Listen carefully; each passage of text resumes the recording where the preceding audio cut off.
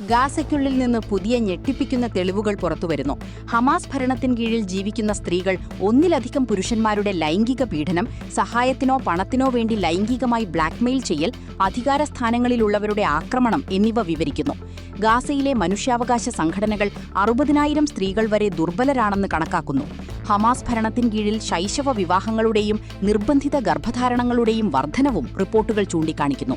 2023 October 7 ആരംഭിച്ച ലൈംഗിക അതിക്രമങ്ങളുടെ രീതിക്ക് ഈ വിവരണങ്ങൾ ഒരു വിനാശകരമായ ആന്തരിക മാനം നൽകുന്നു.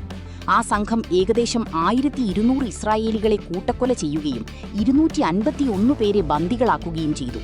തടവിൽ നിന്നെടുത്ത ശേഷം കൂടാരങ്ങളിൽ തടവിലാക്കപ്പെട്ട ഇസ്രായേലി ബന്ദി അർബൽ യഹൂദ് എല്ലാ ദിവസവും ബലാത്സംഗം ചെയ്യപ്പെട്ടതായി വിവരിച്ചു.